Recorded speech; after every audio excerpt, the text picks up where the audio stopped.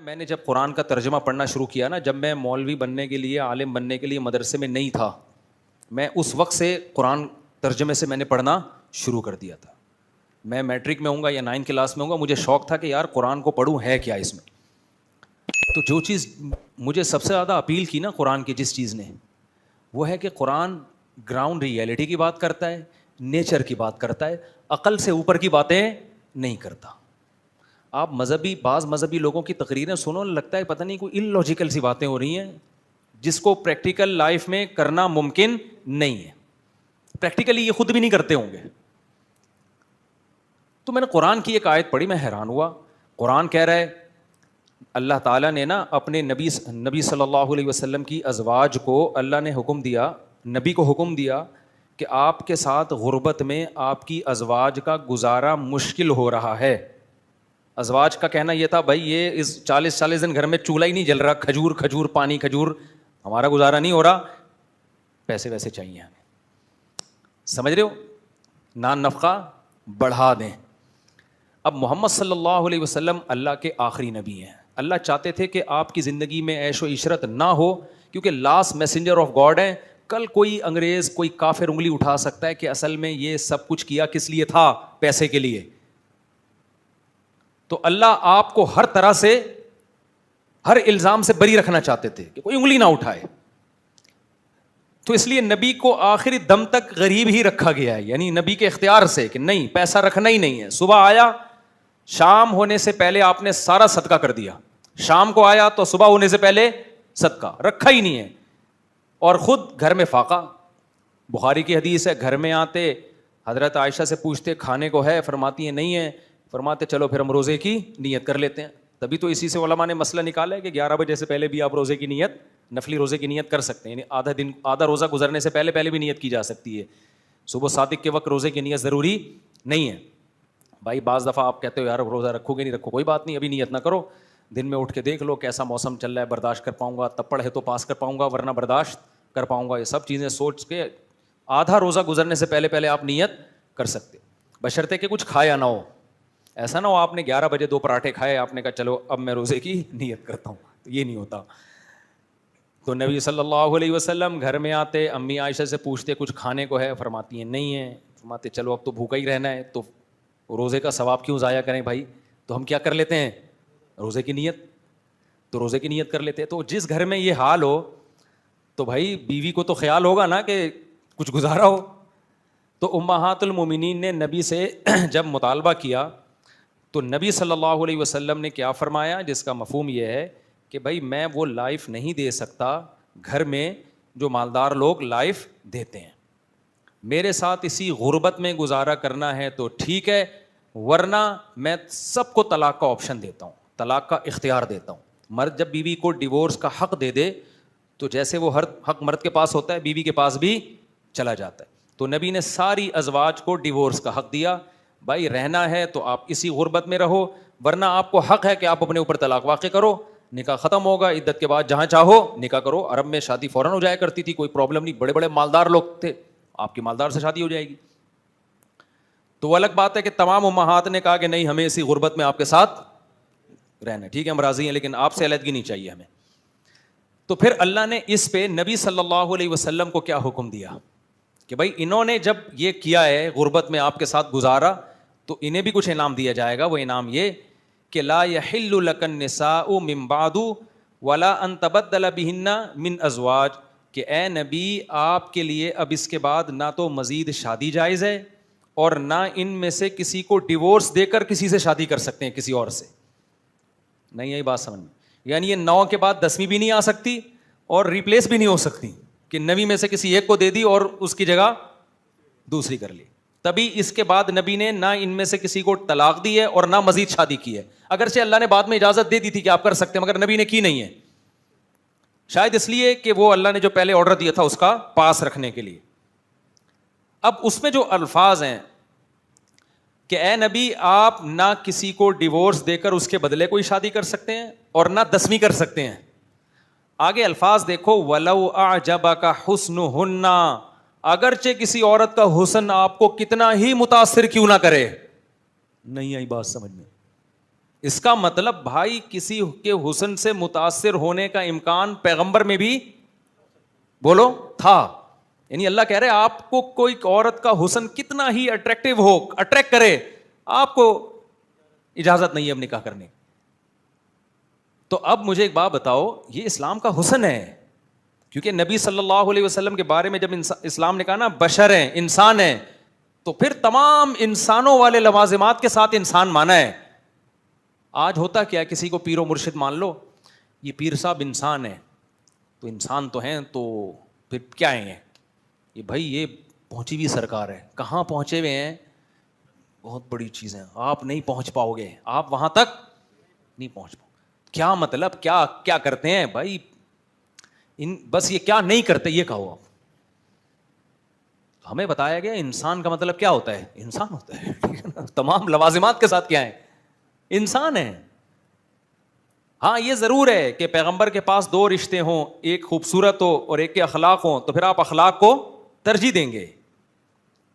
جیسے نبی کو سب سے زیادہ محبت حضرت عائشہ سے تھی, حالانکہ آپ کی ازواج میں سب سے زیادہ خوبصورت حضرت عائشہ نہیں تھیں. محبت اس لیے ان سے تھی کہ وہ ذہین بہت زیادہ تھی, بے پناہ ذہین تھی. لیکن اس سے اتنا پتہ چل گیا ہے کہ بھائی پیغمبر بھی کسی سے نکاح کر سکتے ہیں اس بیس پر کہ اس کی خوبصورتی سے متاثر ہوں, بشر ہیں, تو بشری لوازمات کے ساتھ دنیا میں آئے ہیں. دیکھو ایک بار اسی طرح امہات المومنین سے آپ صلی اللہ علیہ وسلم کا کچھ گھر میں جیسے میاں بیوی کا ہوتا ہے نا, کچھ اونچ نیچ ایسے ہوئی, آپ اتنے ناراض ہوئے, آپ نے فرمایا اللہ کی قسم 1 مہینہ نہیں آؤں گا میں گھر میں, 1 مہینہ گھر میں نہیں آؤں گا. یہ ناراضی ہوئی. یہ سارے واقعات پیغمبر کی سیرت میں کیوں ملتے ہیں, ہمیں بھی سیکھنے کو ملتا ہے.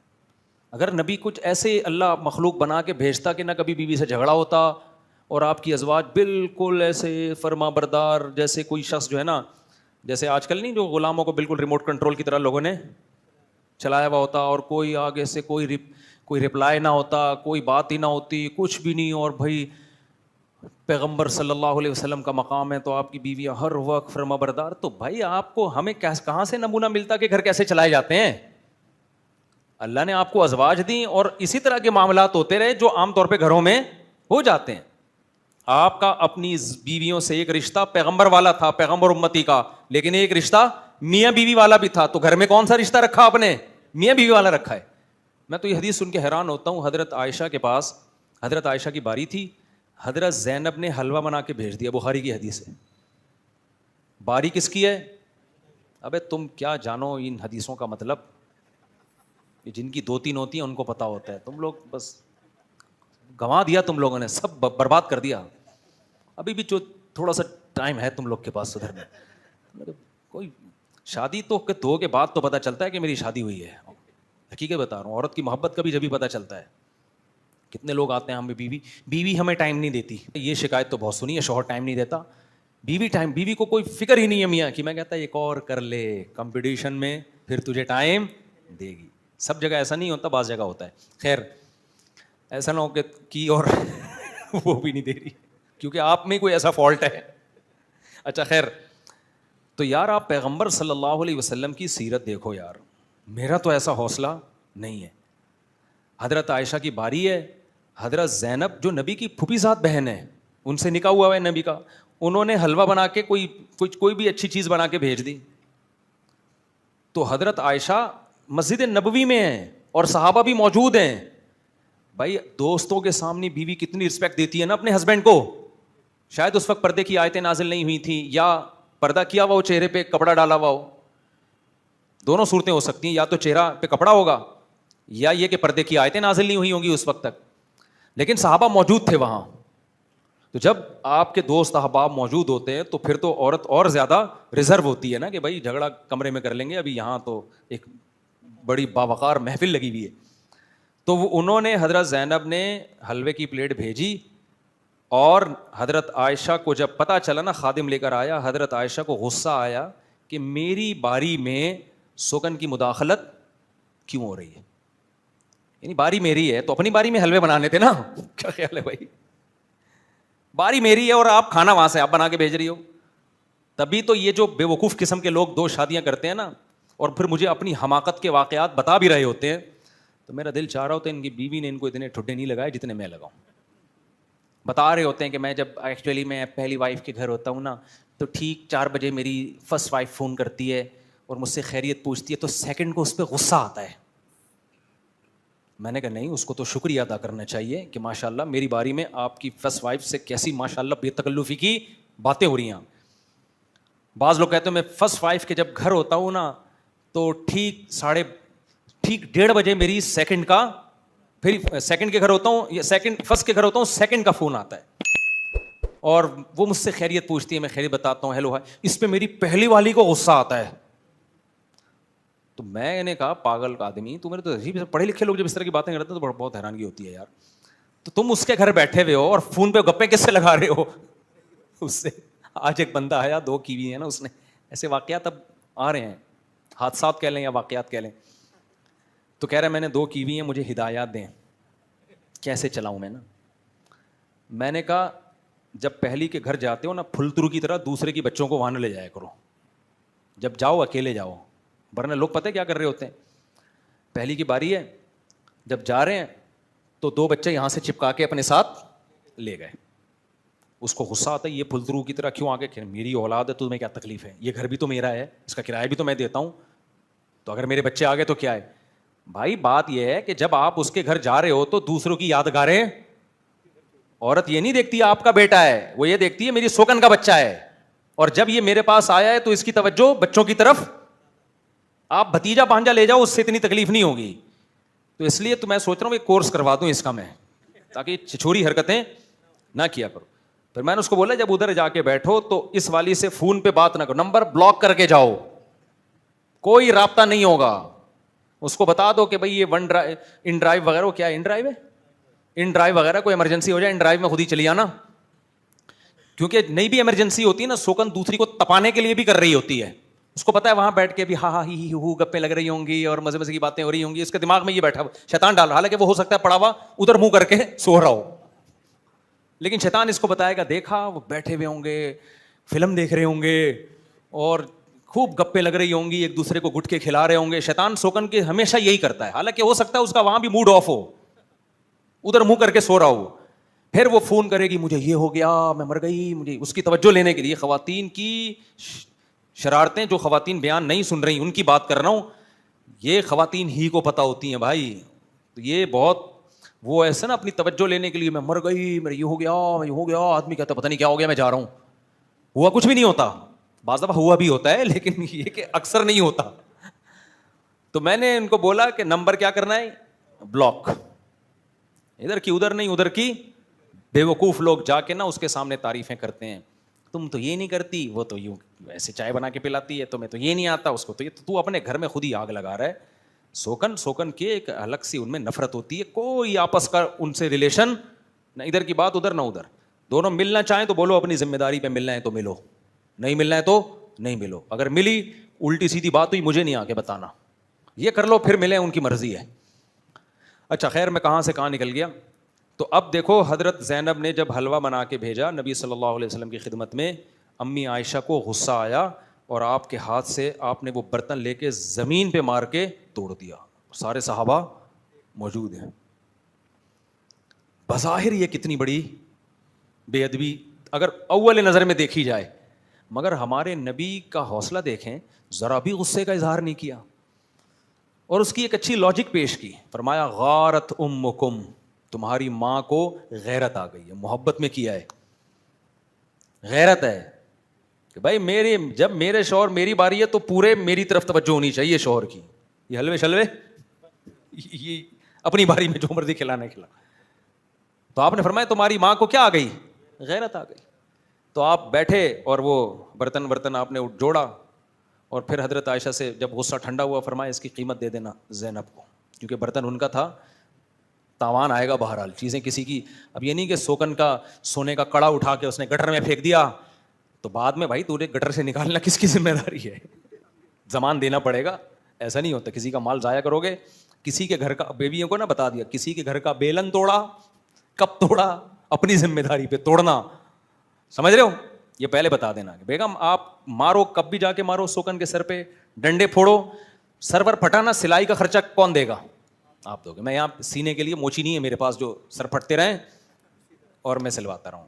تو ملو ہی نہیں, ملنا ہے اپنی ذمہ داری پہ ملو. خیر, تو میں عرض کر رہا تھا طلب کی بات. دیکھو نبی صلی اللہ علیہ وسلم کا گھر میں کچھ تھوڑا سا جھگڑا ہوا, آپ ناراض ہو کے چلے گئے گھر سے, فرمایا میں 1 مہینے نہیں آؤں گا. پھر 29 دن کے بعد آ گئے, 30 دن پورے نہیں ہوئے. کیوں؟ نبی صلی اللہ علیہ وسلم سے اپنے گھر والوں کی دوری برداشت نہیں ہوئی. تو صحابہ نے کہا آپ تو 30 دن کے لیے گئے تھے, 1 مہینہ بولا تھا, 1 مہینے سے تو 30 ہی ذہن میں آتا ہے. تو نبی نے فرمایا مہینہ 29 دن کا ہے, یعنی چاند نکل آ گیا تھا, تو آپ نے فرمایا بس مہینہ کیا ہو گیا, پورا ہو گیا. تو ہمارے نبی کی نارمل لائف تھی, نیچرل لائف تھی, اس میں تکلف نہیں تھا. ایسی لائف تھی کہ ایک بہت اپر لیول کا آدمی اس میں نبی کو فالو کر سکتا ہے, اور ایک ٹماٹر والا دیہاتی کسان بھی اس میں نبی کو فالو بولو کر سکتا ہے. سب کے لیے لقد کان لکم فی رسول اللہ اسوۃ حسنہ, سب کے لیے اس میں نمونہ ہے. میں نے ایک دفعہ ایک حدیث بیان کر دی, لوگوں نے اتنے اعتراضات کیے, اور یہ جو ملحد ہے نا, ایتھیس, یہ اس حدیث کو بہت بیان کرتے ہیں نبی پہ طنز کرنے کے لیے. معاذ اللہ, نبی صلی اللہ علیہ وسلم گھر سے باہر نکلے, آپ کی کسی خاتون پہ نظر پڑ گئی, آپ فوراً گھر آئے واپس اور اپنی زوجہ کے پاس گئے. پھر آپ نے فرمایا عورت جب گھر سے نکلتی ہے, اگر کسی کی عورت پہ نظر پڑ جائے اور دل میں اس کے خیالات آئیں, تو اس کو چاہیے فوراً اپنی زوجہ کے پاس آئے, تاکہ ان خیالات کی تسکین ہو جائے, تاکہ شیطان کو نا ورغلانے کا موقع نہ ملے. تو اس پہ نا ملحد لوگ بہت اعتراض کرتے ہیں, یار نبی کی نظر کسی عورت پہ پڑ گئی تو دل میں خیال آ گیا. او بھائی, اگر نبی یہ نہ بتاتے تو کسی کو پتہ چلتا ہے بھائی؟ تو یہ تو مرد کے ساتھ ہو سکتا ہے, غیر اختیاری نظر پڑ سکتی ہے, یا آ سکتے ہیں. کسی کے ساتھ بھی, آدمی ہے کھا رہا ہے تو سب کچھ ہو سکتا ہے. اس کا حل بتا دیا, بھائی کہاں جانا ہے, اپنی زوجہ کے پاس آؤ, تاکہ وہ خیالات تمہارے دماغ سے نکل جائیں.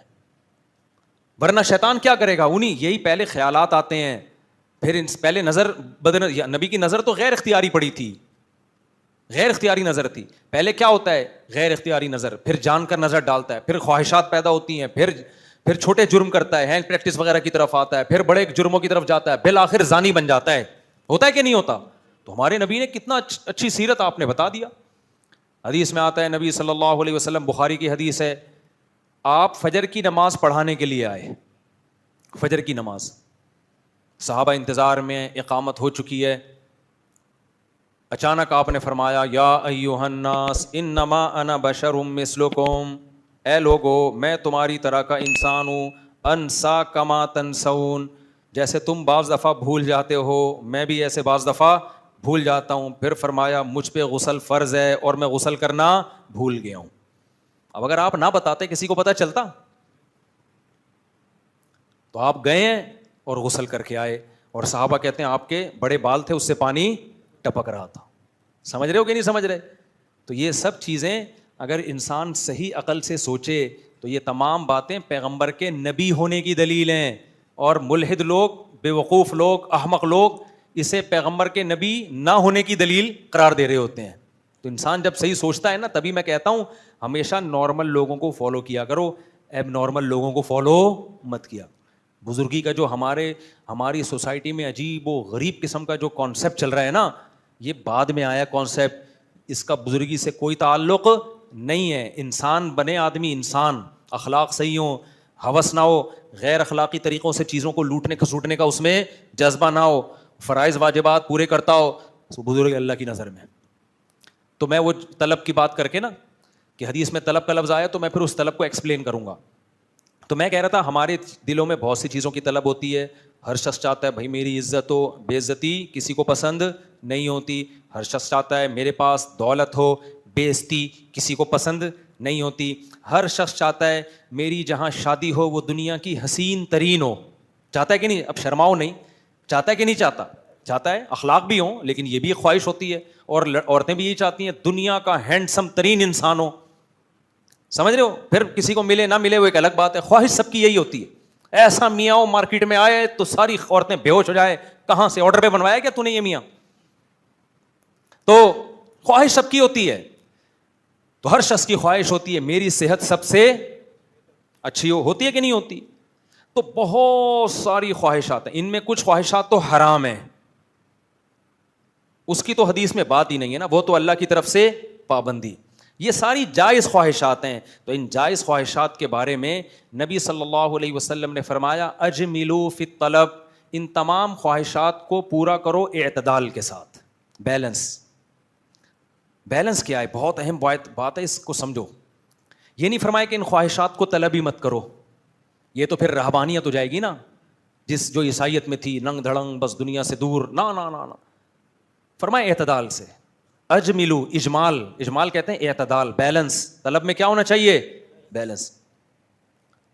تو بے اعتدالی ہے کہ طلب ہی نہیں کر رہے, یہ بھی بے اعتدالی ہے. وہی ہے نا, پیسے ہی بس, پیسے سے کچھ نہیں رکھا, غریب پڑا ہوا ہے پوستیوں کی طرح. اور بس جیسے بعض لوگ ایسے ہو جاتے ہیں, دنیا مسافر خانہ ہے, تو مسافر خانہ تو ہے نا, کم از کم سفر میں بھی تو کچھ پان گٹکے کے تو چاہیے نا ٹائم پاس کرنے کے لیے, بھوکا زندگی گزارے گا کیا؟ اور دوسری بے اعتدالی کیا ہے؟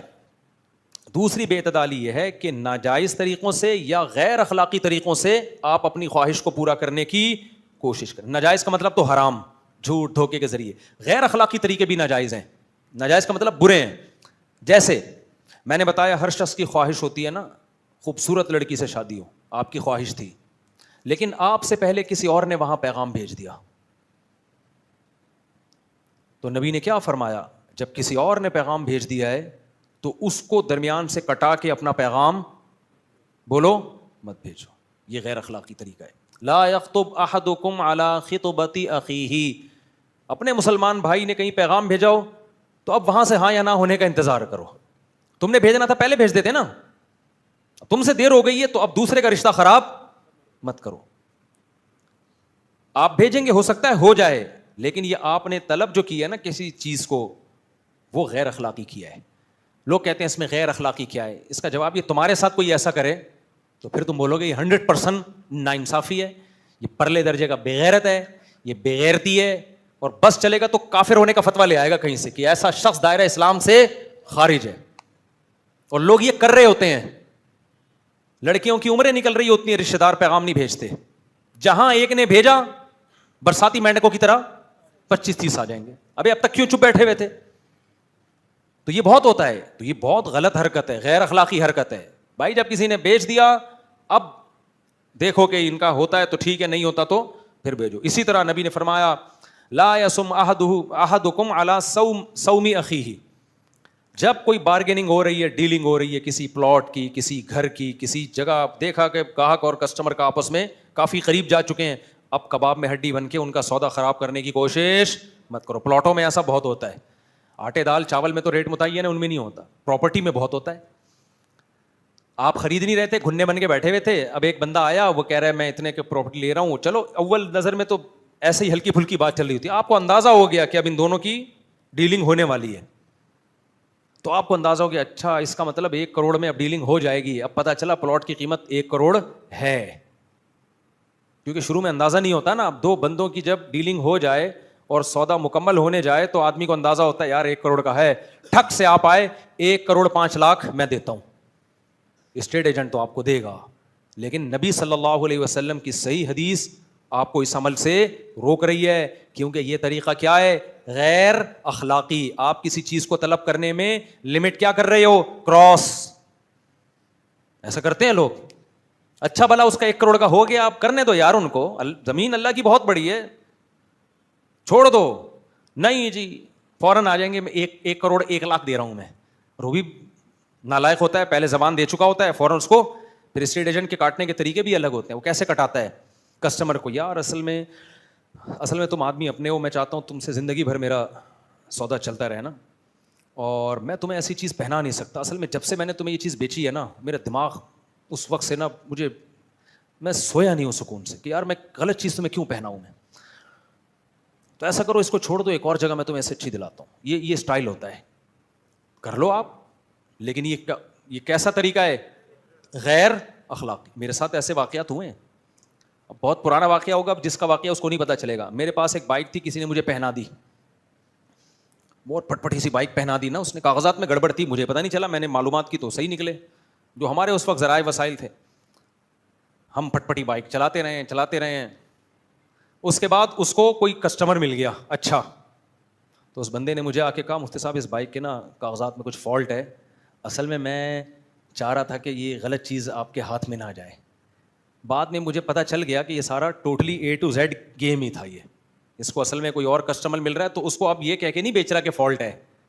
کاغذ میں فالٹ تھا لیکن وہ فالٹ والی گاڑی BCوں کو گھما رہا ہے, اور جب ان سے لینی ہوتی نا تو ہر ایک کو یہی کہہ کہ یار یہ ڈاکومنٹ میں تھوڑا سا کیا ہے فالٹ. اب فوراً آدمی کہے گا بھائی لے جا اس بائک کو, تو سستی قیمت پہ بیچے گا وہ. تو یہ سارے کیسے طریقے ہیں بھائی غیر اخلاقی.